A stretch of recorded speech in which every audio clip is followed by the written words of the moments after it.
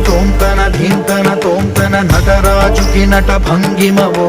ధీంతన తోంతన శంకరునికి సంకీర్తనవో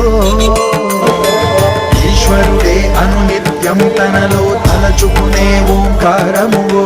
శివ హృదయం కరిగించే ఆ పంచాక్షరివో